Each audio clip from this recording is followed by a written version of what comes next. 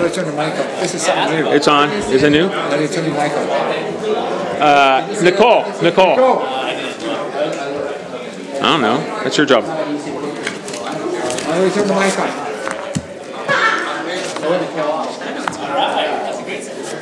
You should be doing that instead.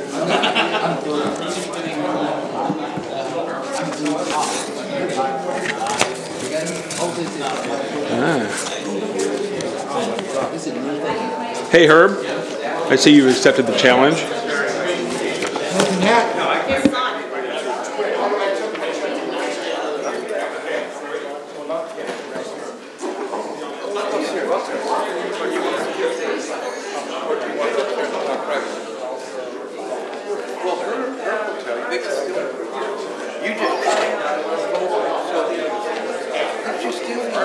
You can go ahead now.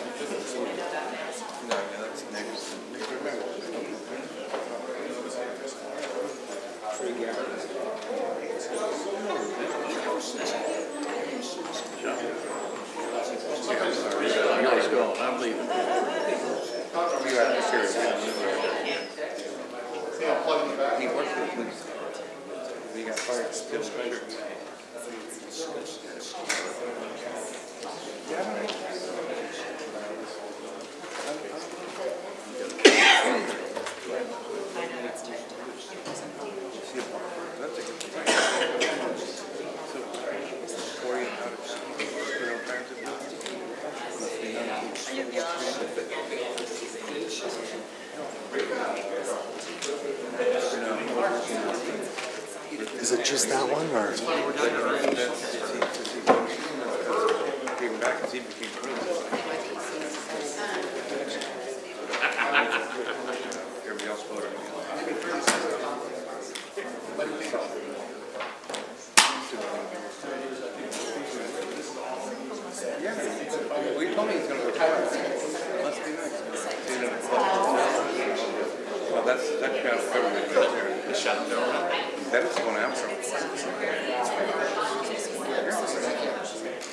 Still taxpayers a certain percentage. What do you think? What do you think?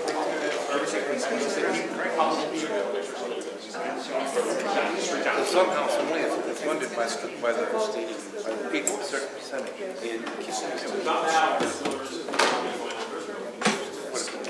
Oh, okay. So we have a lot of stuff. We have an empty over tomorrow. A lot of stuff is missing the last part. Okay, we're going to call this public meeting of the West Covina City Council to order. Thank you for coming. First, we will start by, where is it? The invocation is going to be led by the Reverend Tracy C. Johnson. And then following him, we'll have the Pledge of Allegiance led by Mayor Pro Tem Lloyd Johnson. Please rise.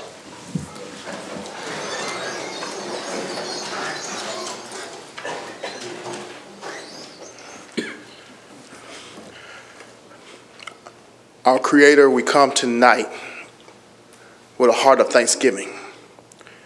We thank you for another day with strength, with wisdom, with love, with joy and peace. Strengthen our officials. Continue to bless our business owners. Touch our neighbors. Just bring peace to the land. In your name, amen. Amen. Amen. Please join with me in the Pledge of Allegiance. I pledge allegiance to the flag of the United States of America and to the republic for which it stands, one nation, under God, indivisible, with liberty and justice for all. It's the first time I've heard you ever do. Yeah, I know. I'm following the crowd. I know, I cut it too. Can we have a roll call, please? Councilmember Toma? Here. Councilmember Warshaw? Councilman Wu, Yep. Mayor Pro Tem Johnson, Yeah. Mayor Spence. Here. Mr. Warshaw is in Washington, D.C. with Foothill Transit. That's why he's not here tonight.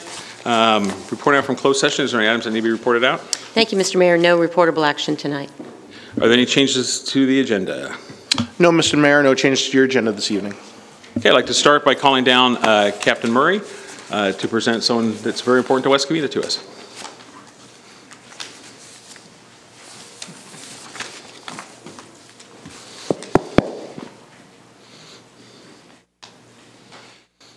Good evening, Mayor, council members, city staff, members of the live studio audience, and those watching at home. My name is Captain Doug Murray. I'm the commanding officer of the Investigative and Support Services Division for the West Covina Police Department. I can say that twice. I'm representing Chief Mark Taylor, who couldn't be here tonight, and I have the privilege of introducing to you the newest member of the West Covina Police Department, Officer George Ledesma.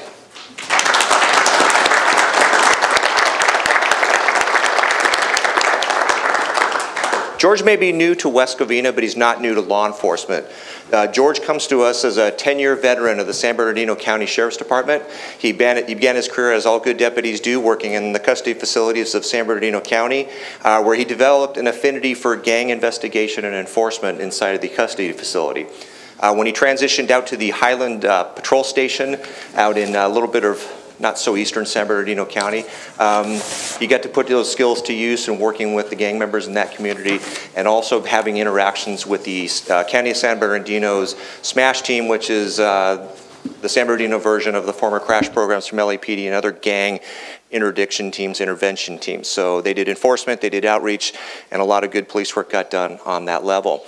George was then transferred to the Chino Hill Station, which is a coveted assignment at the San Bernardino County Sheriff's Department, because you're not going to go to Chino Hills unless you're one of the best and brightest that they have to offer. And just from a personal perspective, when we stole him to West Covina, I lost a protector of my own community because that's the city that I live in. And I can tell you that we made a sacrifice back at home so that we could have a great officer on our streets of West Covina. While assigned to the Chino Hill Station, George was assigned to the Multiple Enforcement Team. And this is a collaborative work, a team of deputies that work closely with city officials, businesses, to basically provide a problems-oriented policing team that goes and combats whatever problem is facing the community at the time. And I can tell you that George and the other deputies that were working there were aggressively going after residential burglars that were plaguing that community, very much like we have seen some instances out our way as well that have organized gang members that are going out and doing these crimes. With his gang background, obviously he was a natural fit. You don't get picked for that unit if you don't have a solid work ethic. As part of my duties as the commanding officer over my division, I read every background investigation that comes through. So I get to know people on paper before I ever see them in person, and I can tell you that George's supervisors, his co-workers, the people who know him best, repeatedly spoke of his high work ethic, his outstanding moral character, and his drive just to be a good person. We learned that there's things that matter to George that are absolutely fit within the core values of West Covina. Most importantly to him is that of his family. He's joined here tonight by his wife of 27 years and one of his children. He's an outstanding father and role model and has raised a great family.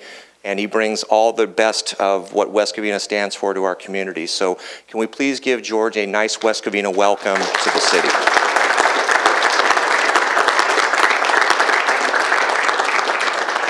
And with that, I will turn the mic over to George if you'd like to say a word or two. Can't say no, right? I just want to say thank you for having me here tonight. I'm really looking forward to working in the city of West Covina. I've heard nothing but good things about the city and the department.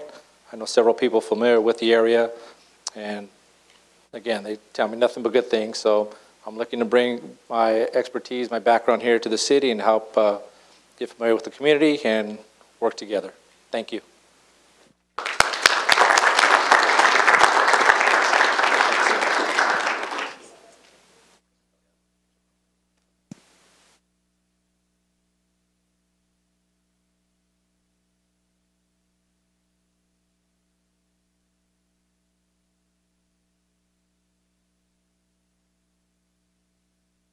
Thank you. Mr. City Manager, speaking of Chino Hills. Thank you. There's one additional introduction we'd like to make this evening, and that's not on your agenda. And if I could have Judy Lancaster please come down.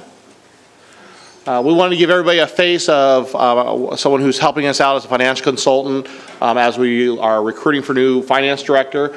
Judy Lancaster is a financial consultant who will be helping us out during this this period. You'll get to know her at the budget meetings as well as the PERS workshop and much more over here over the next few months.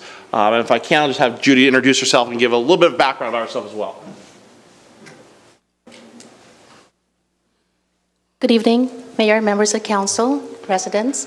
First of all, I wanted to thank the council and city manager for giving me the opportunity to be a part of the West Covina family. Just to share a little bit of a background about me, I have 31 years of city government experience, and I worked for 4 cities, City of Walnut, La Mirada, Glendora, and City of Chino Hills.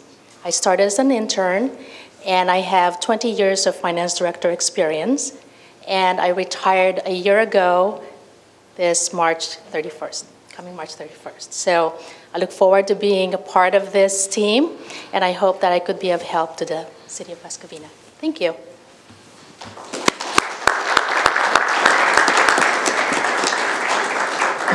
Thank you very much. I do have one, where is it? Adjournment motion. And that is, we'd like to adjourn tonight's meeting in honor of Dolores Bennett, the mother of West Covina resident herself, but also Steve Bennett's mother, who passed away. She was born in 1931 in Soda Springs, Idaho, and she was 86. She moved to West Covina in 1961, and she's survived by 2 sons, 2 daughters, and lots of grandchildren, great-grandchildren. Our deepest condolences to the entire Bennett family today, so I'd like to make sure that we adjourn in her memory. Is there anyone else that has adjourned in her memory? Thank you. Okay, we are at the public comment period. If you filled out a yellow form, you'll notice there's 1, 3, and 5-minute options. 1 minute go first, 3 go second, 5 go third. And we're going to start with Mike Brown, who will be followed by Herb Redholz.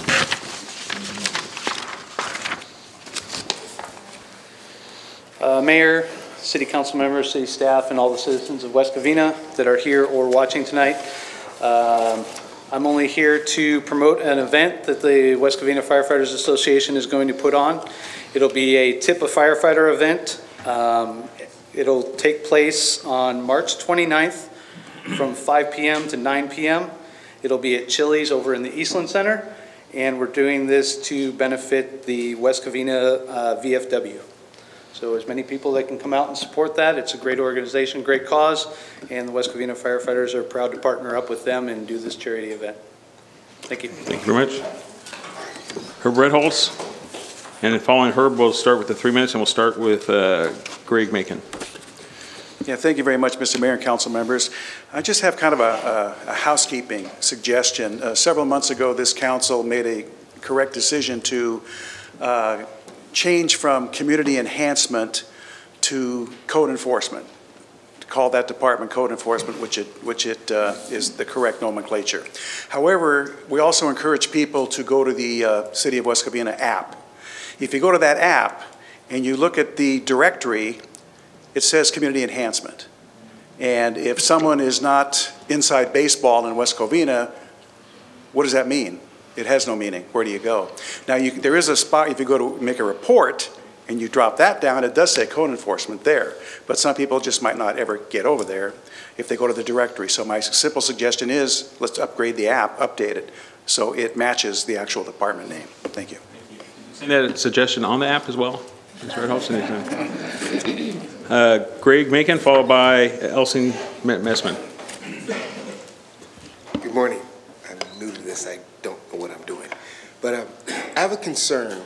I was supposed to be here last week because there's some ordinance with closing South Armel Drive, which is between Trawick Middle School and West Covina High School. I live across the street from there. You can't cut off that thoroughfare. That thoroughfare is like, think of it like cutting off, you have the 210, the 60, the 210, 10, and the 60. You cut off one of those thoroughfares, how can people get to LA? You cut off one of these thoroughfares, being Lark Ellen, Armel, and Phillips. How can the kids get to school? So I just wanted to express my opposition. I thought that was going to be on the calendar today. It was supposed to be last week. They said they moved it to today. I don't know where it's at. But I just wanted to express my opposition to you guys. Maybe you'll see it somewhere around and just take my point. Thank you very much. Actually, it's going to be, I believe it's scheduled to be on the next agenda in April, if I saw it right. Is that right? Correct. Just so everybody's aware, Yeah. there's been a request from the school district to close off Armel so they can combine the two school properties together. That's been the request. So the public, It's city Covina council will have a Covina public. High, West Covina. Yeah, Covina Valley Unified, and because it's right on the property. Yeah, Covina Valley, yes. Yes. So the school district has put in a request to have that street vacated so they can combine the two schools together. And so the council will have a public hearing on April 3rd on that matter. Yeah. April 3rd. Yes, Yeah. sir. But thank you for coming too. Thank you. Thank you. Elsie, followed by, who's next? Jamie Lee. Good evening, Mayor, Council, staff, everyone here tonight and at home. My name is Elsie Messman. I guess you all know by now, a resident of West Covina. At the last council meeting, there was a 3-2 vote regarding Maintenance District 1, 2, 4, 6, and 7, okay? In the amount of $479,260, of which the city gets $47,926 for writing one letter and by changing only the district number and the amount. All 5 districts are getting the same thing: drought-tolerant landscaping and water-wise irrigation improvement, whatever that is. It's very strange that all 5 districts need the same thing at the same time. I can't see much thought went into this. It also tells me that staff sat at their desks and came up with this harebrained idea, need it or not. Once again, I want to highlight, need it or not, the city must be in bad shape. My next item is for the records. As for retaining records, there are certain records that need to be kept. A perfect example is BKK regarding requests for the information, whether it's for the grading, golf course, the records apparently have been destroyed. Until the whole project is complete, nothing should be destroyed. It looks like staff and management are hiding what people did in the past. All that information should be kept on a disk. And when dealing with local government, it seems we need backup because of the lack of trust. And I believe some of our current staff employees are not familiar with a lot of the issues in West Covina, and I don't think they really know what to save and what to destroy. Thank you. Jamie Lee, followed by Chris Miller. Good evening, council members, staff, and fellow residents. My name is Jamie Lee. I'm a resident of West Covina. I come forward today to bring to your attention my concern regarding ADU laws that are currently being discussed in study sessions at Planning Commission study sessions. I've attended a few. I had some concerns, and I wanted to reiterate or make you familiar with what my concerns are as they will eventually come here for you to vote. I'm trying to build a guest house for my elderly parents. I need them to take care of them as much as I need them with helping me with baby care. And I'm not able to build because the city has code standards that are very restrictive. I'm trying to build a casita in my back lot, and the state, I'm not sure if you're aware or not, has passed legislature to help promote the development of ADU. The current city laws have created such barriers that I cannot build. So I wanted to bring this concern to you because I feel like the public has a need. I'm not the only person who has a need for a family member, whether it's extended or someone like me who's expecting. I need my parents are shuttling to my home every day to help me with childcare, and they won't be driving for much longer. They're retired in their late 70s. So I know that I will be taking care of them, and I need to think about long-term way to help, take care of my parents. So I've been working with the planning department to see if I had alternatives and such. And currently, the 4 barriers that are preventing me from being able to build, that is either currently law or being proposed for a possible amendment to the law, is a required minimum lot size of 12,000 square feet. This is significant considering the state law does not require a minimum lot size. Second, it requires a 25 feet separation from the rear lot, from your rear property line. This is also excessive because if it was your primary home or you're building an addition, you could be up to 5 feet or 7 feet. So I don't understand why my primary home can go up to 5 feet, but my casita has to be 25 feet away. The third barrier is a 25 feet separation that is required from my casita to my house. I think my neighbors would not be concerned how close my casita is to my house as opposed to how close the casita is to their house. So I feel that this 25 feet separation is also excessive and a barrier to build. Because if you poll LA County, they use 6 feet. Covina, which is matches our topography, they also use 6 feet. So our 25 feet is quite excessive. And lastly, the state has passed many laws in order to help with affordable housing. That's the whole purpose of the state passing these laws in succession over the last 2 years. And they're working on 2 more bills to address some of the barriers that I have already mentioned. The state is trying to do this in a very discreet fashion and proportional. You can only build on a single-family lot 1 small ADU, and it is proportional to your house. So only 50%. If your house is 1,200 square feet, you can only build a 600 square foot casita, up to a max of 1,200 square feet. But West Covina has decided to cap it at 800 square feet arbitrarily. It takes away the economic opportunity for me to either build a nice home for my parents so they can live independently, or for someone who may need this opportunity for, to help pay their mortgage or help subsidize some of their living standards, because California is just so costly to live in. And we have land. West Covina has lots of land, and that's the barrier to build.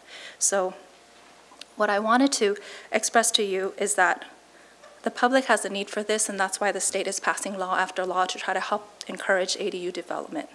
And I hope that the city can be forward-thinking and consider that when it comes up for your vote, when the Planning Commission, does their studies and, do their final recommendations. I hope that you can remember me and consider my feedback when it comes, to that time when you take a vote. I think that there are more people that I have engaged in public forums that would be more than happy to express support in this fashion. And that's what I came today to let you know. I've tried my best to engage. I became an accidental activist very late in my pregnancy. So it shows how much this means to me. And I feel like it's not just for my family, but it's for many families that are going through many phases where they need this opportunity, whether it's to take care of their loved ones or themselves to fiscally survive. I hope you'll remember me when it comes time to vote. Thank you. Thank you. If you could stick around to after public comment, we have a few left that we can talk about this. Okay. With the city manager. Okay, sure. Thank you. Chris Miller, followed by, starting 5 minutes, Nancy Jolly. Council, Mayor Pro Tem, Mayor, City staff. First one I want to talk about is item 9, the SAFER grant for fire department. There's a couple things in the grant language that kind of prohibits us from going after the full amount of the SAFER grant. One is a volunteer force, one of the things I brought up at the last meeting. Another is pay levels, which, I tried digging quickly through to see what that was, but to no avail. At the last meeting, I also brought up internship and bringing in younger staff to help offset our costs and give our firemen the amount of people we need. The next item is item 10, spending limits. I'm against basically raising those because I think we've had enough budget issues. We need more scrutiny on things being spent. And then finally is the RFP for historical home surveys. When we have a budget crisis, why are we even going out to a consultant to do this?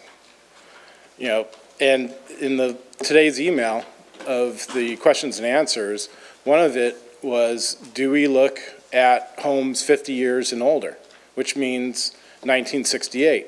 Now, that's most of our housing stock and other buildings. So, what is the purpose of this? Is this to, go in and investigate people and see if there's any, additions that haven't been permitted or anything like that? Or, I doubt it's for making homes historical, so that way, there's a moratorium on development of knocking houses down and putting in apartment buildings. So I would, go against doing, going forward with this. Is this an agenda item? No, it's off agenda item. Yeah, it's an RFP. So I mean, that's my stance on that. I would, why waste the money? If someone has a historical house, let them go forward. Thank you. Nancy Jolly, followed by Daniel Lavares. Is that R and N? Oh, I got it. Yeah. Oh, you doing it together? No, Okay. we're the same organization, Yeah. though. I'm Nancy Jolly, and I am an ambassador with a volunteer ambassador with Donate Life One Legacy. And I just wanted to quickly share my story. I know of your support for the organization. I'm very grateful, but maybe the community is not aware of what Donate Life One Legacy does. So in 2010, my beautiful popcorn-haired granddaughter passed away due to a head injury that she could not recover from. We called her popcorn hair. Her name was Caitlin. And the tragedy of her loss became almost a joy, if that makes sense, because 3 people lived because of her organ donation. And she is my hero. My son and daughter-in-law are my heroes because they made that very hard decision. This beautiful girl, Sophia, 8.5 years old, has my granddaughter's heart. She is living, thriving, a wonderful 8-year-old, a absolutely beautiful, beautiful girl. And we have had the honor and privilege of meeting her and hugging her and loving her also. Organ donation is more than just giving organs. It saves lives. You can be a tissue donor, you can be a cornea donor. Your medical history, your age does not matter. A 94-year-old man donated a liver to a 80, maybe it was a 76-year-old woman. So age does not matter. Think about being an organ, eye, or tissue donor. Think about it for yourself. It is a very, very personal decision, and I applaud that, whatever your decision might be. I am the ambassador to the West Covina DMV. I meet with them on a quarterly time. Every 3 months I am there talking with the employees, because 95% of those people who sign up to the DMVs.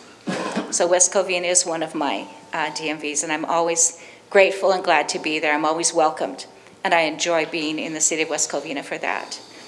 I'm just glad to be here, and I appreciate the invitation from Daniel to ask me to come this evening. Thank you for your time.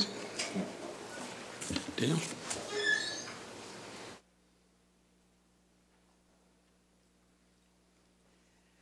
Good evening, Mayor Spence, Mayor Pro Tem Johnson, council members, city staff, and the community of West Covina. My name is Daniel Lavanos, and I am your city ambassador for One Legacy.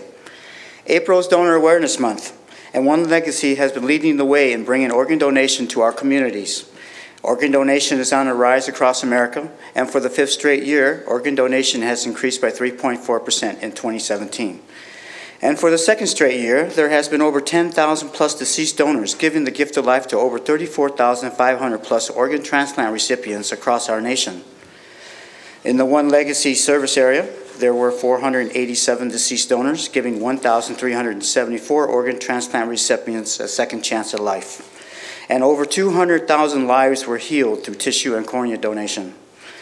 Our annual Donate Life Float, the Gift of Time, won another Tournament of Roses theme trophy award.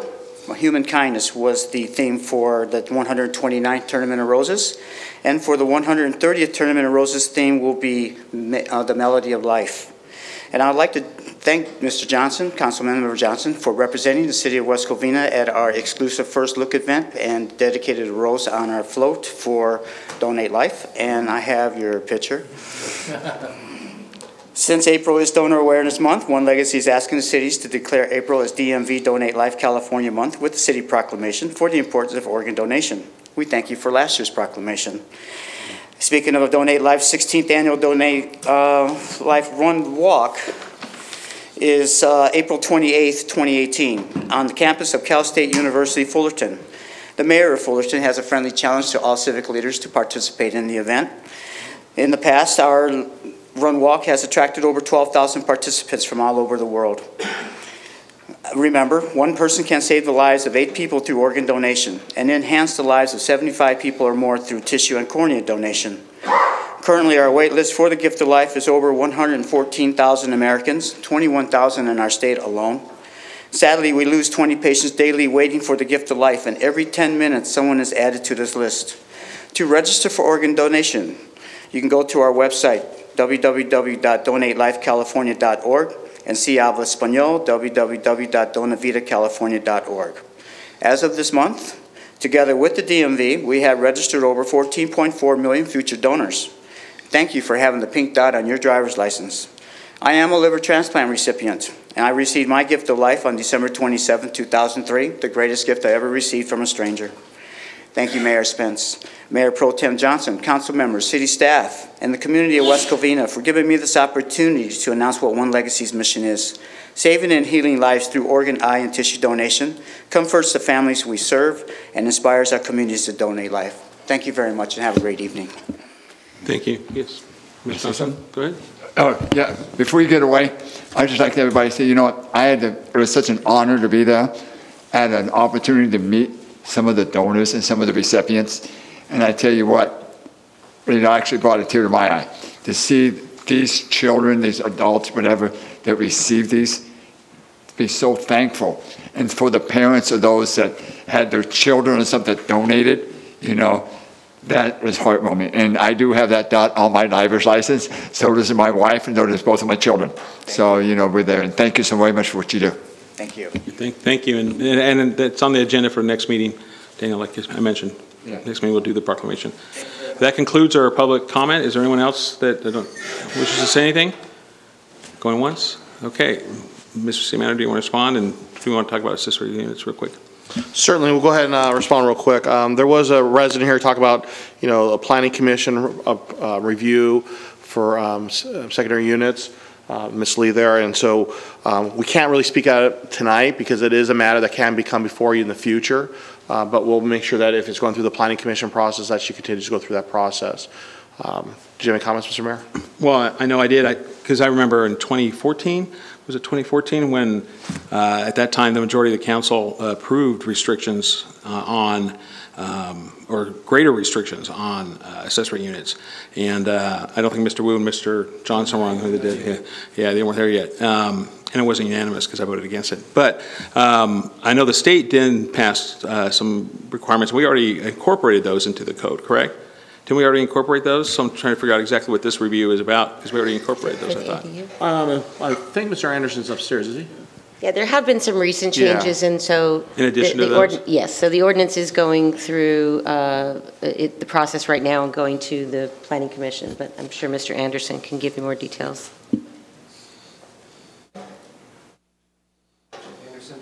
My comment would be what she said. The state did have cleanup legislation that requires us to further modify what's called accessory dwelling units. Some of those restrictions she's talking about were approved previously, right?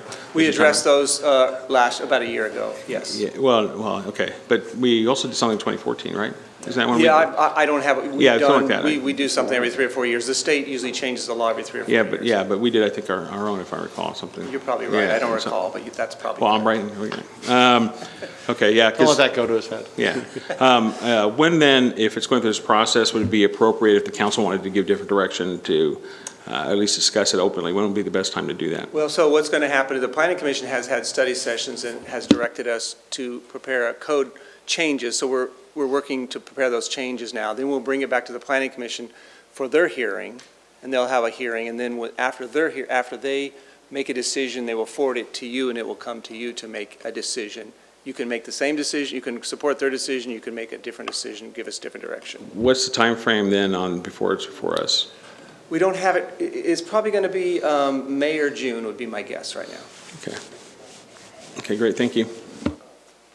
Also, with regards to the discussion about the records retention, we are, disposing of records as according to state law, and that's on your agenda tonight. There's no changes. I can let the city attorney address records retention if that's needed, and the importance for, destruction of records. And this just, again, coincides with state law. And then, I think that was it. Oh, excuse me, historic preservation. There is an RFP that's out there. However, that's actually a requirement of CEQA, that we have this inventory of historic homes in our community. And so that's something that's an RFP out there. We're going to see what the costs are to see if that's something we move forward. But it is a requirement that we update that listing every so often. And I think it was last done, let's see, I got the RFP here, in 2006. So we are overdue to have that done as well. Wow! Almost like it's a doctor being like the instant replay. Exactly. Yeah. All right. Which you could get those words continue back. the rest of your agenda. Okay, any questions from council? No. Herb wants to know about his thing, but... We're already working on changing the app. You're always welcome to bring that up before a council meeting, too. Okay, anything else? Okay, we're on consent agenda. And does anyone wish to take anything off consent? I'm going to take item number 5 off real quick. And then, is there a motion to approve? Mr. Mayor, I make a motion to accept all the following items. Second. Okay. It's been moved by Mr. Johnson, second by Mr. Toma to approve the consent agenda with the deletion item. Woo, sorry, woo. It's okay. It's okay. What did I say? Okay, moved by Mr. You moved it though, right? Yeah. Okay, moved by Mr. Johnson, second by Mr. Wu to approve the consent agenda with the deletion of item number 5. Any objection to consent? Okay, it's approved 4-0. Item number 5, if I can call Captain Bell down. He's already left. He already left? Oh, he's over there. He's over there. He's right there.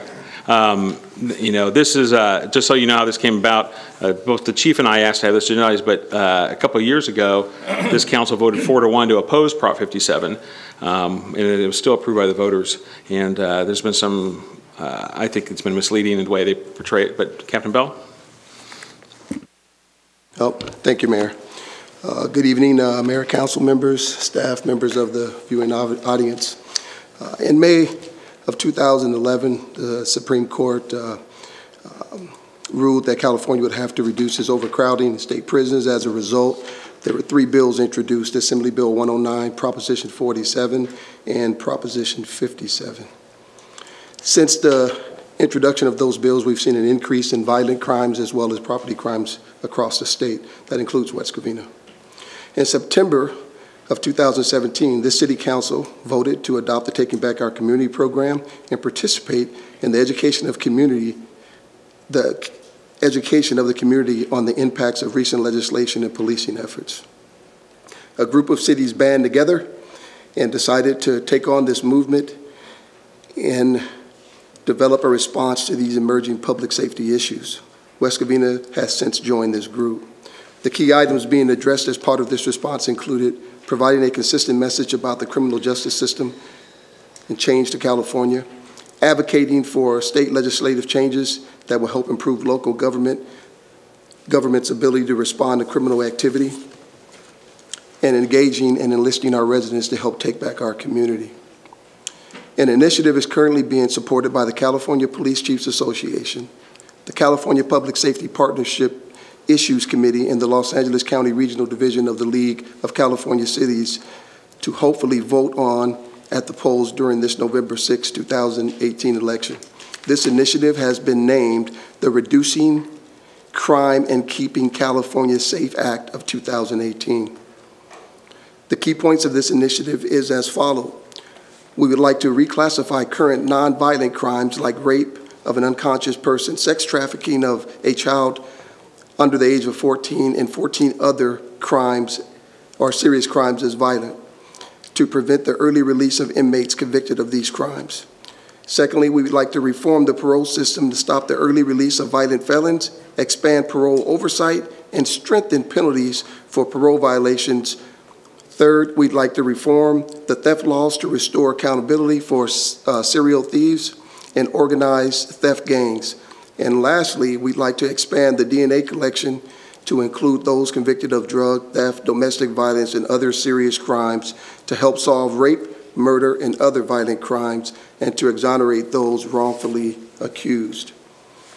The adoption of this proposed initiative by the City Council supports the 2017-2018 Council goals and objectives of promoting Taking Back Our Community.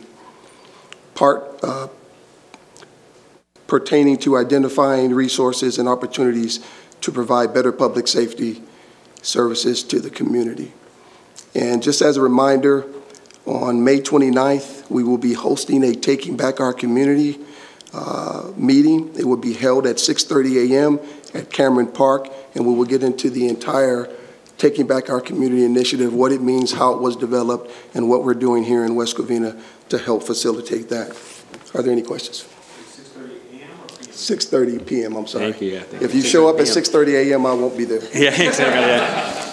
Yeah, May 29th, 6:30 p.m. Any questions about this? Okay. Okay. Is there a motion to approve this? Mr. Mayor, make a motion to approve it. Second? Is there a second? I'll second it. It's been moved by Mr. Johnson, second by myself, that the city go on record supporting the Reducing Crime and Keeping California Safe Act of 2018. Is there any objection to consent? It's approved 4-0. Okay, item number 7.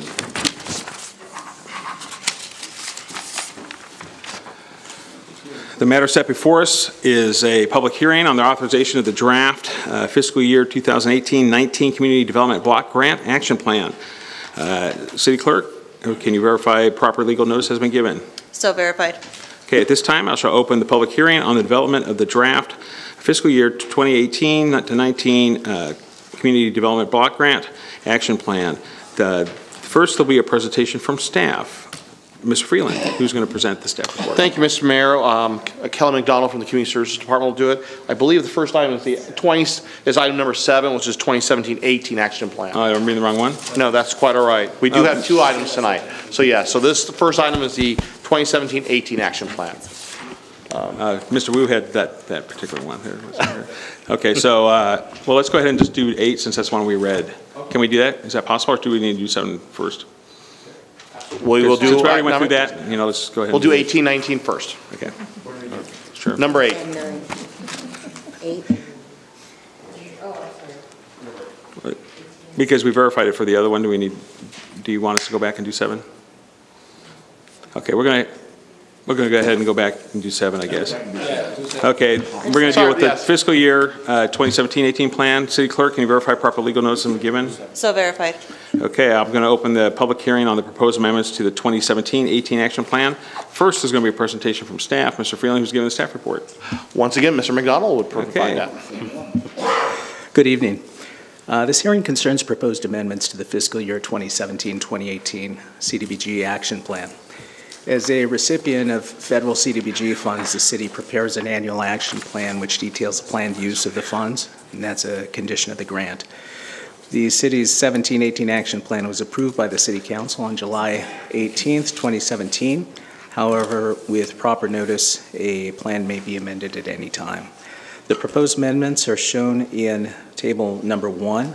Amendment 1 proposes to cancel the previously approved project to design a new Fire Station 3 and reprogram the $300,000 that was allocated for the project.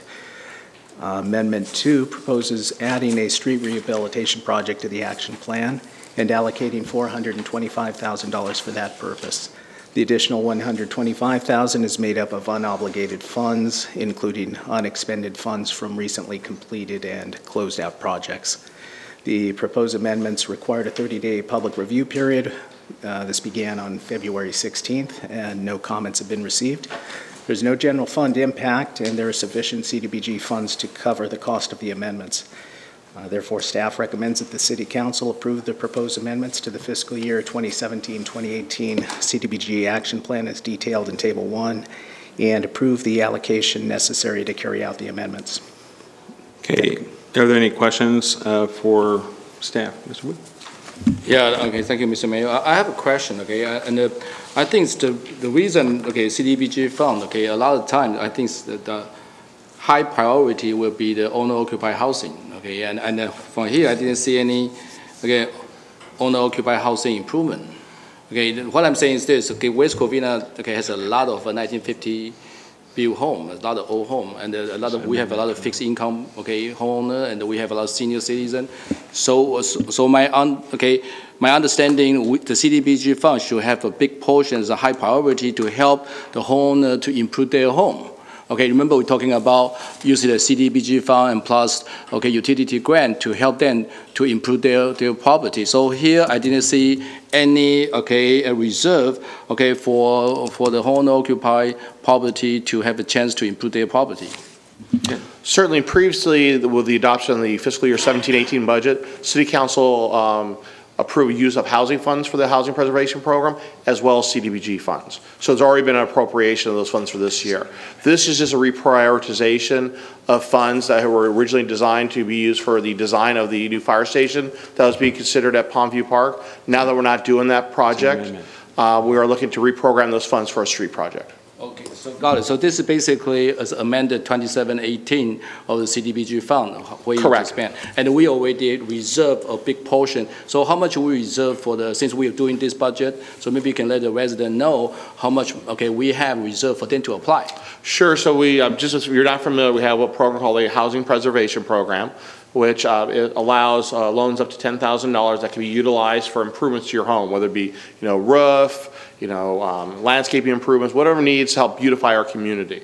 It could be, improvements to insulation, since as Councilmember Wu mentioned, some of these homes don't have necessarily great insulation, so they're built back in the 1940s or 50s.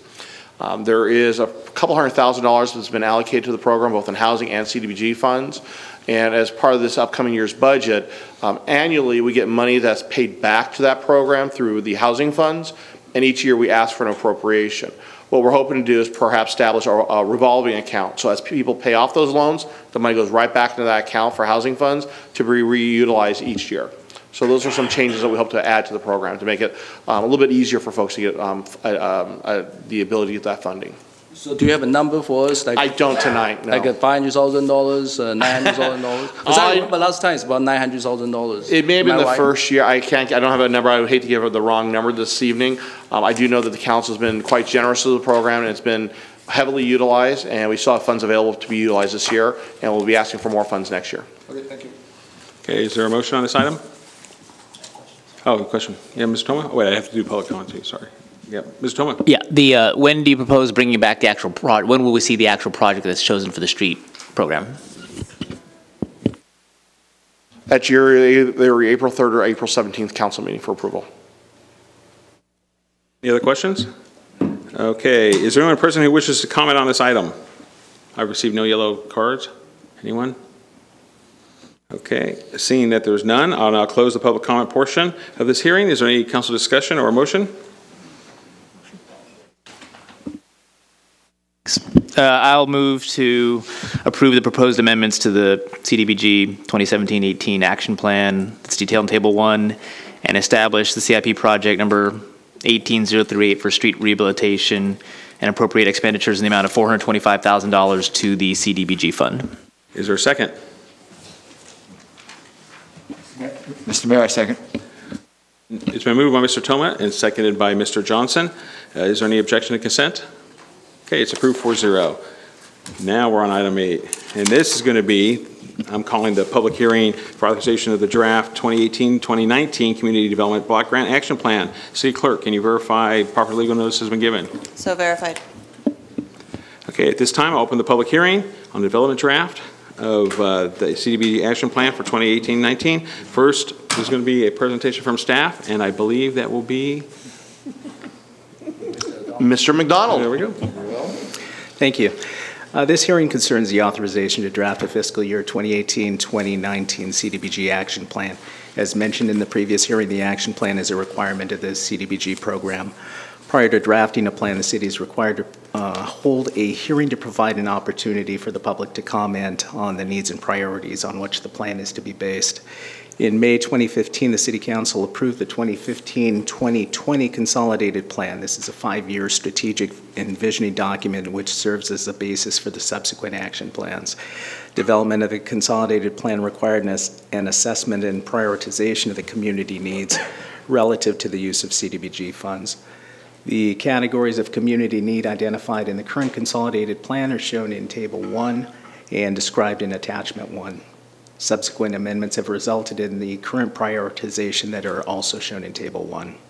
For clarification, the levels of priority utilized by HUD correspond to whether or not CDBG monies will fund activities to address a particular category of need. High meaning that CDBG funds will be used, medium meaning that they may be used, and low meaning that CDBG funds will not be used. Because the CDBG funding has been the level has been declining, the recommended prioritization is essentially a carryover from the previous year. The grant amounts for 18-19 have not been announced. These action plans have typically been due mid-May. However, because of the uncertain timeline of the adoption of the federal budget, HUD is making the action plans due within 60 days of the announcement of allocations and no later than August 16th, whichever comes first. Now, with the approval of this item, staff can begin drafting an action plan and continue with the process of evaluating public service providers and possible capital projects against an approved prioritization. And once allocations are announced, staff will proceed with finalizing the draft. And once finalized, it'll be made available for a 30-day required public review, then presented to the City Council for consideration in a public hearing. There is no fiscal impact resulting from this report. Therefore, the recommendation is that the City Council direct staff to develop a draft fiscal year 2018-2019 CDBG action plan based on the needs and priorities identified in the 2015-2020 Consolidated Plan as amended. That concludes my report. Okay, any questions for staff from Mr. Tillman? So I don't understand. Normally, does this work off the, I see they're normally due by May 15th. So doesn't that works off of like a federal budget, with a federal budget process where they allocate CDBG funds? So did the federal budget follow its normal process but left out CDBG, or why is there this delay? And what, maybe you said it, but can you repeat it? And when you expect, or there is still no idea as to when we're actually going to get the number from the federal government? That's correct. There's some uncertainty. There was uncertainty last year, and they passed a continuing resolution, so they delayed the due date, pushing out as far as they can. I think is the August date, but they're giving a 60-day window from when the plans are due, and yet yes, the delay is due to that they can't commit to a time when the allocations will be known. Any other questions? I have a question about the prioritization system. And I guess I want to know, how is what we're currently being funded for from other sources factored into this? Because, for example, you know, our priority level of infrastructure improvements is high. And infrastructure is important stuff. You know, we just did the street thing, but we also are receiving lots of transportation money because of Measure M and SB1 and all that kind of stuff this year. And then, you know, I'm looking, and homeless is a medium one. You know, and I'm thinking, well, not if you go to any of our parks, it isn't, you know, or, you know, so I'm trying to figure out, like, you know, if it would make more sense to figure out something along the lines of dealing with homeless rather than roads, since we have lots of money from other sources for roads. So I guess I want to try to figure out how that figures into the process of prioritization.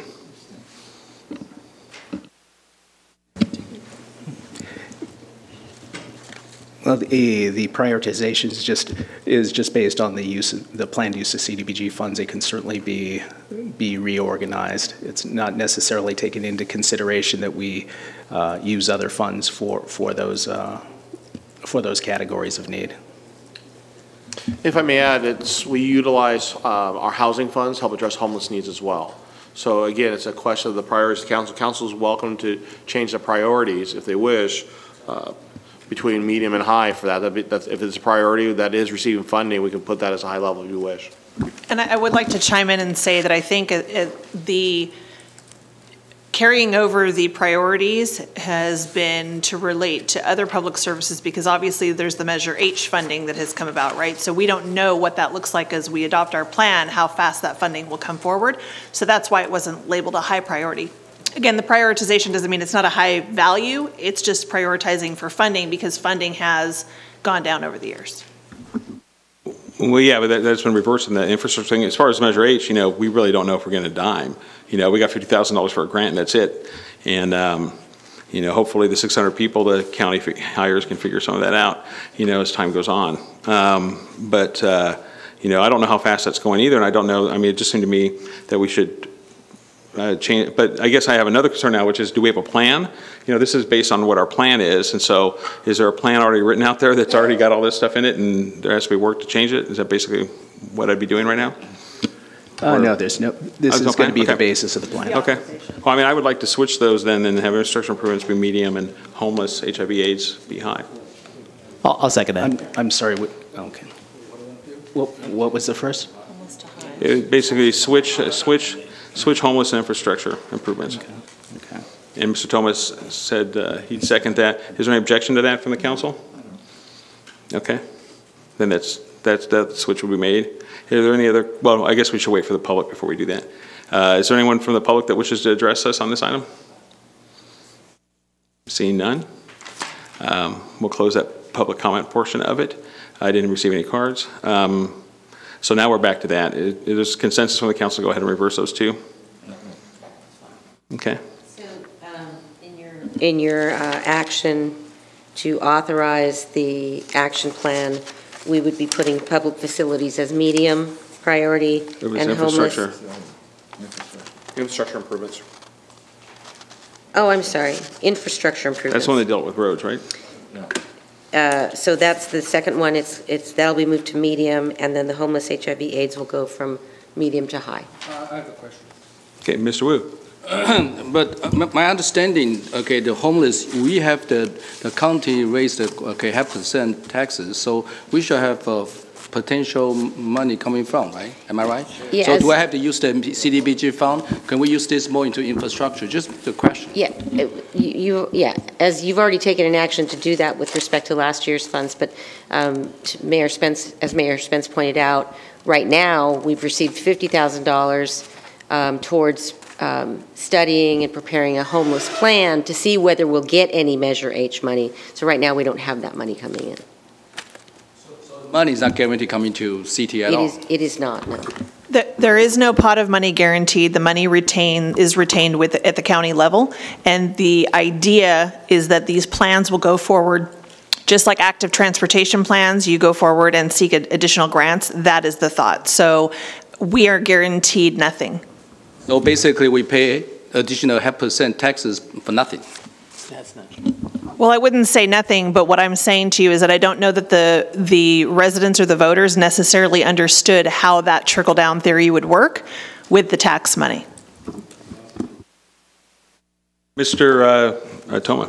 So the idea was that some cities are going to do more for homeless projects, right? So they're going to put actually proposals that, like, some are actually going to want to do shelters and housing, and that's very expensive. Other cities are going to do nothing.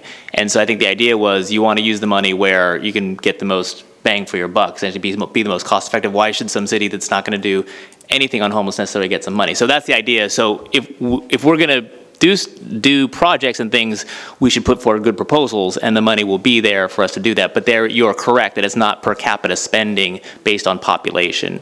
That being said, so on the issue of high, my understanding of the high just means you're going to spend money on it. And I think at the very least, we give money to the East San Gabriel Valley Coalition for the Homeless every year, and I would strongly support doing at the very least that. So I do believe that even at the very least we should have it as high, because it is, first of all, a huge issue that's of concern to many of our residents. And if it turns out that we do get a large amount of Measure M money, at the very least, Measure H money, at the very least, I would still want to support the East San Gabriel Valley Coalition for the Homeless. It doesn't mean we have to spend the most money in that section. It just means we are saying we are going to spend money on that policy area. Mr. Mayor. Mr. Johnson. I do agree. I do sit on the COG homeless, and it is very difficult. And Nicole is very correct on that, but you have to stay involved, which Nicole is very involved in that. The money will trickle down to the cities eventually, but it takes a lot to get it there. And there's a lot, if you talk about a couple of cities that really are involved, Pasadena for one, Pomona for one. They're very involved with the homeless. They actually have, Pasadena's actually built like some homeless hotels for them, homes for them. And so, and Pomona's done the same thing. So it's something, if you're not staying active with it, you're not going to get anything for it. So the more the cities can stay active and get in the paperwork, the more chances of them getting more funds for it. Okay, quick questions. Okay, if we change to the high, priority level, the question is, my question would be, how much we're talking about over here with the budget that we can go potential spend to the homeless issue? Ultimately, you choose how the money is allocated. Give me maybe a ball figure number. It's not established that way. High priority means that it's the intent of the city to provide funding for those type of services. So medium or low means they're important for that funding, but not be able to. But you have the CDBG fund that we can utilize for spend into the improvement our homeless issue. So at 50,000, 100,000, potentially maybe up to the $250,000. So if I can chime in, so the Community and Senior Services Commission has a CDBG ad hoc committee. So Kelly works to get applications from community nonprofit organizations that are providing such services. And so we don't know what that funding level looks like until we get all the applicants and decide to allocate said monies. And then that report comes to council for consideration. Are there any other questions? Okay, there was a motion to go ahead and approve this, but switching those two items, infrastructure and homeless, from high to medium high, switch the statuses. Is there any objection to that? Okay, it's approved 4-0.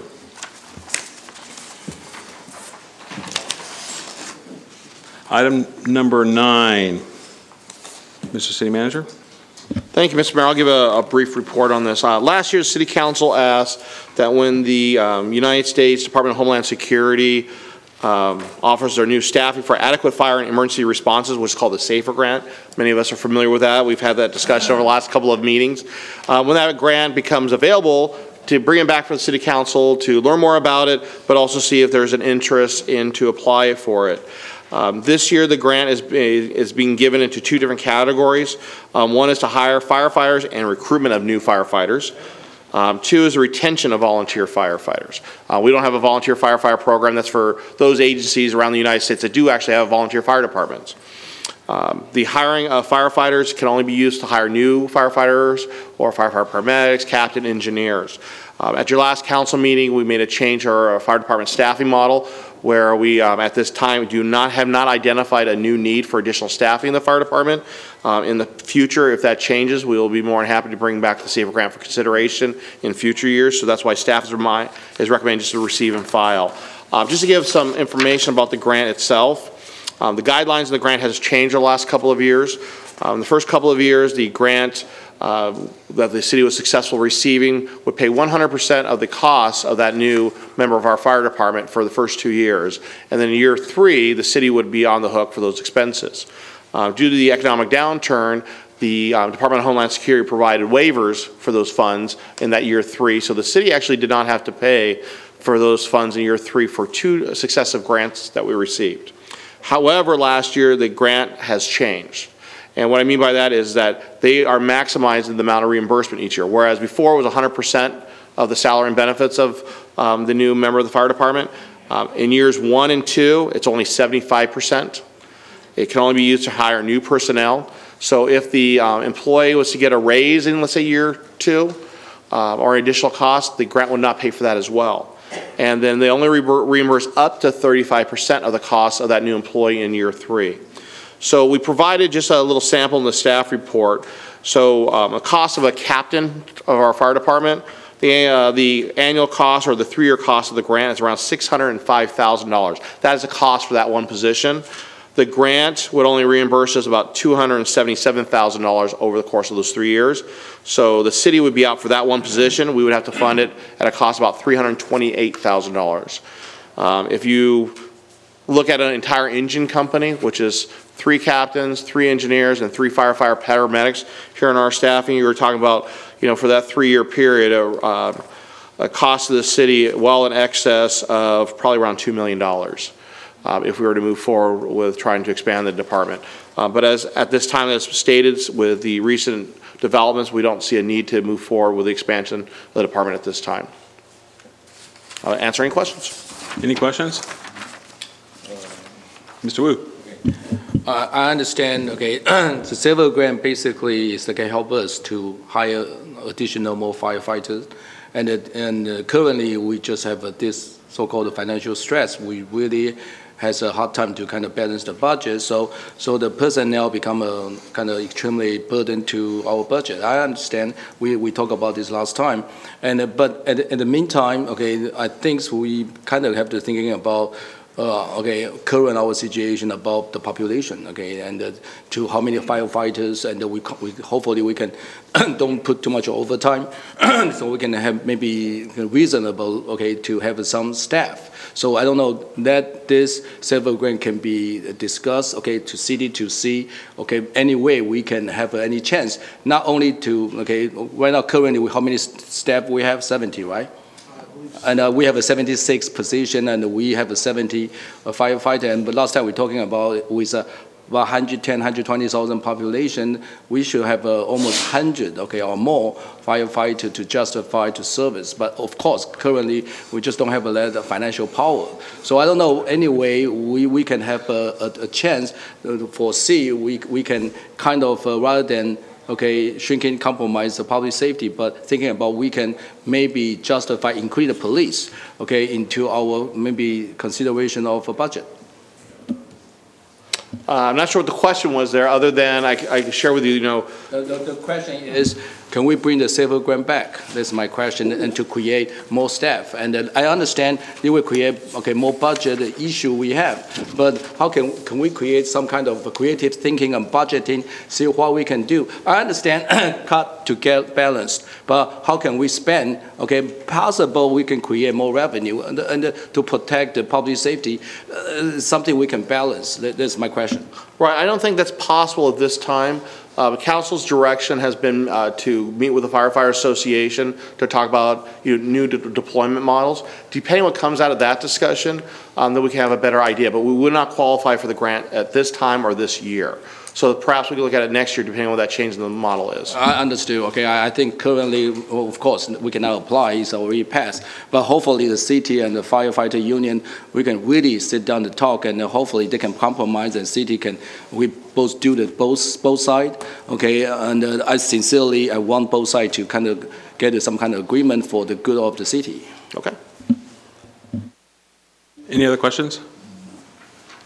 I just want to I want to thank staff for bringing this to us. I know we directed stuff, and I think it would have been important to have this kind of stuff in 2016 too, as we're going through that process, and the rules were different in 2016. But I do think it's important that we have this kind of information that we can talk about at a public meeting like this. Is there a motion on this item? Mr. Mayor, I'd like to make a motion, receive and file. Is there a second? Second. Okay, it's been moved by Mr. Johnson, second by Mr. Wu. Any objection to consent? It's approved 4-0, 1 absent. Item number 10. Mr. Freeland, is there a report? Thank you. We'll give a brief report. I'll have Ms. Lancaster come down, but also just to kind of give an overview. This is one of the final items that we need to do with regards to the state audit that was conducted a few years ago, was to update our purchasing policy, which you've already done, but we're also updating our municipal code with regards to that. I had a chance to meet with Ms. Lancaster actually today. We are wrapping up the final policies as well, and those will be completed by the end of this month. With one policy being your budget policy, which we plan to bring back to you as part of the budget hearings this year. And with the adoption of that policy, we will be done with the state audit. So we're quite happy with that, and I'm thanking Ms. Lancaster for getting on top of that right away when she started here. So with that, I'll turn it over for a report on this item. Good evening. For your consideration for approval tonight are the changes to the city's municipal code to be consistent with the city's updated purchasing policy. So the recommended changes for Chapter 2, Article 7 are the following. For Sections 2316, which is the surplus supplies and equipment, and Section 2317, which is the sale of surplus supplies and equipment, the changes there is just the language to dispose and sell surplus supplies and equipment according to the city's purchasing policy. So that's the only language that we added for according to city's purchasing policy. The second change is section 2318, which is the surplus supplies and equipment acquired with federal funds. So this is an added section to the code, and this will refer to any disposal of supplies and equipment that should be according to federal requirements. So any assets that have been purchased by federal funds should be disposed of regarding federal requirements. And if we sell the asset or trade the asset purchased by federal funds, any proceeds from that can offset the cost of the replacement said asset. And then the next change is section 2330, which is bidding. We added language that bidding procedures should be in accordance with the city's purchasing policy. The last section that we are amending is section 2331 regarding purchase orders. Increases the amount required for issuance of purchase orders from $1,000 to $2,500. This change was made to provide efficiency in operations and to expedite purchases. And in addition, we also did some changes in the purchasing policy. We updated the purchasing policy. But the major revision to the policy is the inclusion of the 5 key components that will further standardize the purchasing process. This concludes staff report. Are there any questions from council members? Mr. Toma? I'm just curious, do you have an example of why the 2-318 was what brought that up in terms of surplus supplies and equipment acquired with federal funds? Like, example of what we're talking about here? Any assets that have been acquired with federal grants like CDBG, if we acquired any assets, if we dispose of any assets, then we need to address that with federal requirements. And any other federal grants that have been granted to the city of West Covina for any capital improvements or any capital assets or capital outlay, that falls under that category. All right, so what were we doing before the new provision? And we were doing it informally, but thought it was a good idea to actually put it into a policy, or were we doing it differently than what this states? I mean, I know you're new, so maybe you don't know, but I'm curious. I'll actually let Nicole, she has a great example. So one example is when we purchased the buses that we use for our shuttle and dial ride and fixed shuttle, we actually use special funding for those. So when we go to surplus them, we actually have to notify Metro because we got authorization to purchase initially in the first place. So we get approval to purchase them, but then we also have to get approval to dispose. And before this, we were doing it basically the same way, but thought it was a good idea to formalize it in a policy? Okay, that's what I'm trying to get at. If I may just point out, there's a section that we're eliminating, and that is 2-330, subsection C. There is a variety of about 50 types of consultant services, a variety of services that under the current code, the city is allowed to just hire without a bidding process. We're actually eliminating that because we do believe that we should have a bidding process for all those processes. Yeah, we want to make sure we get the best and lowest price for the morticians, right? Exactly. Or an Oculus or optometrist. Yeah, exactly. That's what Any other questions on this item? I have a question about when we approved, and this goes back, I remember we approved a purchasing policy where we raised limits for you to sign for, right, Mr. City Manager, and others. I don't remember exactly, there were others. But that is different than I guess there was a question from the public about the $2,500 amount and the $1,000 amount. Can you give, how many times have we done that in the last year? Or 2 years or 3 years? How many times have we done that emergency stuff? I'm not sure I can give you a number, but it's very problematic. There's a lot of equipment and supplies that we buy that are over $1,000, and it can be very time consuming to actually put together a purchase order for that. I don't have exact numbers though. Okay, well that actually, I mean, that actually goes, that's my question because, this has to deal with emergency, right? Emergency? No, this is any purchase order. Oh, that's for the emergency. My apologies, yes. Right, so I mean, if we're having emergencies every week, then I guess that's where I started having the problem with the kind of going around the bidding process. That's why I wanted to know how many times we did it. No, I'm sorry. My apology for misunderstanding. We do get it on occasion. We may have a ruptured pipe burst to one of our buildings, and it comes a plumber to come out here and replace it. Sometimes it can be more than $1,000. Right. And so then what happens if it's over 1,000? I have to sign off on it, and it can be quite cumbersome to try and get the payment done. How many times? How I many- guess I'm kind of apologize, confused. I guess I'm kind of. It's hard to say how many times that actually occurs. I would say probably, a couple times a month. Okay. We have an emergency a couple times a month. Didn't have to do that. Yeah. Okay. It's just more efficient use of city resources. And in case of emergency, the only difference is you have to sign off on the 2,500 instead of the person at the ground? Is that the difference? What's the difference? The difference is that. I don't. I mean, you said it's very cumbersome. This rule is about when we can dispense with bidding. So it's Right. emergency where it's 25,000. Thank you, 2,500 or less than 2,500, or it's a sole source, less than 2,500. So we're not changing the fact that we, in the past, could dispense with bidding in emergencies and dispense with bidding for sole source vendors. We're simply raising the amount from 1,000 to 2,500. Right, and that's why I was trying to figure out, how many emergencies we have. You can have some, but here's the deal, is if you have a broken pipe, you have to now wait to get 3 quotes if it's over $1,000 for 3 different plumbers. Is that what it is? That's what, yeah, rather than just hiring the plumber that could get it done right away. Mr. Toa? Just to clarify, because it's still not completely clear, I think it's an or, right? It's an emergency or if it's less than $2,500. So it doesn't have to be an emergency, is just one of the categories. The other categories if it's below that amount. No. It's not. It is an emergency plus. It is an emergency where it's less than 2,500 or where we have only a sole source. So it's two different things, not 3 different things. That's correct. Right, I see. Okay.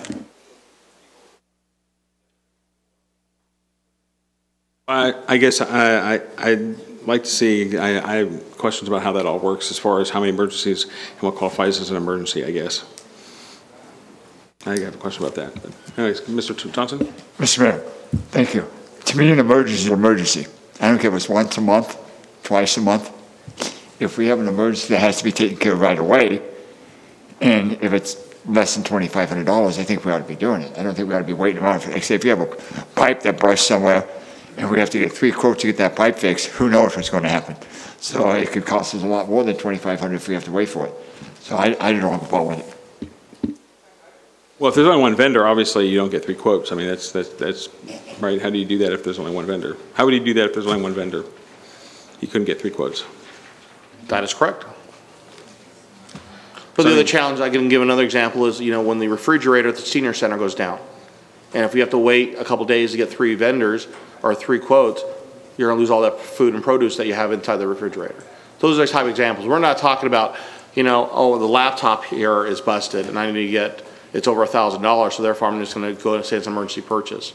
There needs to be justification for that, and there are checks and balances between the purchasing manager, finance director, and I to make that determination. Okay. And the auditors do check those as well every year. Okay. Is there any more discussion or motion on this item? Mr. Mayor. Yep. I'd like to make a motion to move forward with the ordinance number 2337, an ordinance of the City of West Covina, California, to amend Chapter 2, Article 7 of the West Covina Municipal Code relating to purchase and sales. Second. Okay, it's been moved by Mr. Johnson and seconded by Mr. Wu. All in favor say aye. Aye. All opposed, nay. It is approved 3-1 with Mr. Spence winning 1 and Mr. Warshaw being gone. That concludes, any AB 1234 reports? Anybody? Anybody want to bring anything up as a council? Then we are adjourned at 8:27. And Mr. Wu was here. Yeah.